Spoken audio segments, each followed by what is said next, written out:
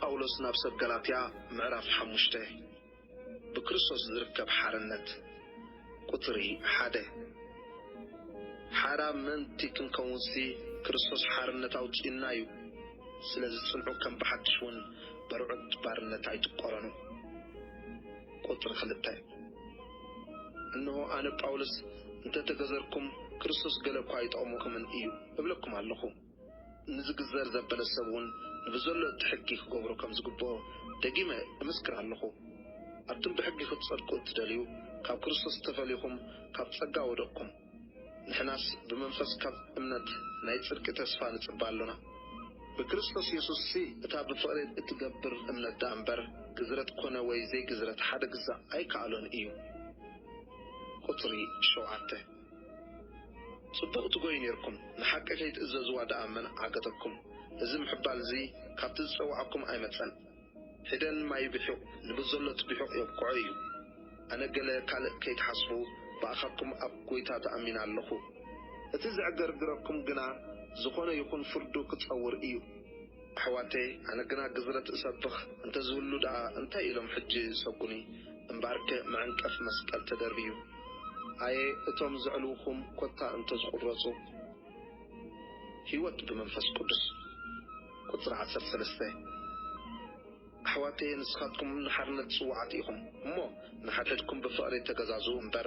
ነቲ ሓርነት ንስጋ ምኽንያት ኣይትግበርዎ ማለት ኩሉ ትሕጊ ብጻይካ ከም ነፍስኻ ኣፍቅር ብትብል ሓንቲ ቃል ይፍጸም እዩ ንሓድሕድኩም እንተተነኸስኩምን ተባልዕኹምን ግና ንሓድሕድኩም ከይትጣፍኡ ተጠንቀቑ ቁጥሪ 16 ኣነስ ብመንፈስ ተመላለሱ እሞ ትምኒ ስጋ ክትፍጽሙን ኢኹም እብለኩም ኣለኹ ስጋ ነቲ ምስ መንፈስ ዝጻረር ይምነ መንፈሱን ነቲ ምስ ስጋ ዝጻረር እዩ ዝምነ ነቲ ትደልይዎም እንትኸይትገብሩ እዚኣቶም መጻረርቲ እዮም ብመንፈስ እንተተመራሕኩም ግና ትሕቲ ሕጊ ኣይኮንኩምን እቲ ግብሪ ስጋ ጎድ እዩ ንስኻ ምንዝር ረኽሰት ዕብዳን ኣምልኾ ጣዖት ጥንቆላ ጽልኢ ባእሲ ቅኒ ቁጣዕ ሻራ ምፍልላይ ዝርግርግ ቅንዓት ቅትለት ስኽራን ዋይላ ከምዚ ዝመሰለ ካልኦን እዩ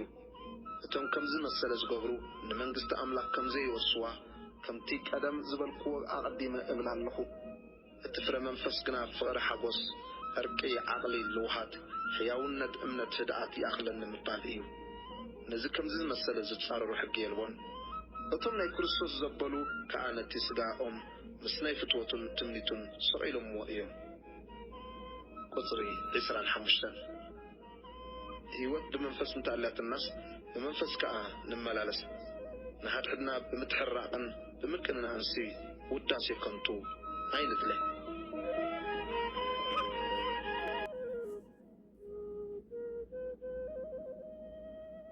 መልእኽቲ ጳውሎስ ናብ ሰብ ገላትያ ምዕራፍ 6 ንሓድሕድኩም ተጸዋወሩ ቁጥሪ 1 ኣሕዋተይ ሰብ ብሓደ በደል እንተተተሓዘ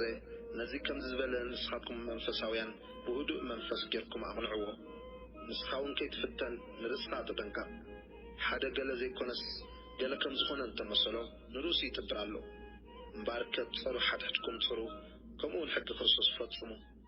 ነፍሲ ወከፍ ተጸሩ ክጸውር እዩ እሞ ነፍሲ ወከፍ ነታ ግብሪ ርእሱ ይመርምር ሽዑ ብናይ ካልእ ዘይኮነስ በታ ናይ ርእሱ ጥራይ ትንክሕቲ ክረክብ እዩ ቁጥሪ 6 እቲ ቃል ዝመሃር ግና ዝምህሮ ካብ ጽቡቕ ነገር ዘበለ የማቕሎ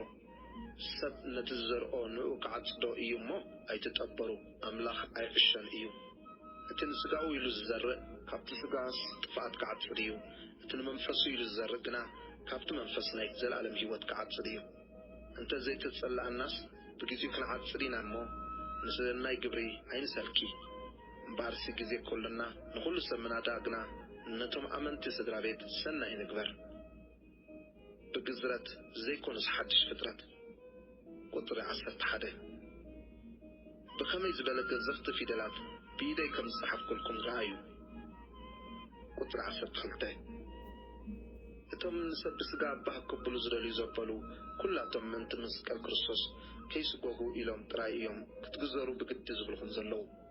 ንሳቶም ብስጋኹም ምእንቲ ክምክሑ ክትግዘሩ ይደልይኹም ኣለዉ እምበር እቶም ጉዙራት እኳ ባዕላቶም ሕጊ ኣይሕልውን እዮም። ብክርስቶስ ኢየሱስ እቲ ሓድሽ ፍጥረት ዳ እዩ እምበር ግዝረት ኮነ ወይ ዘይግዝረት ሓደ ግዛዕ የብሉን እሞ በቲ መስቀል ጎይታና ኢየሱስ ክርስቶስ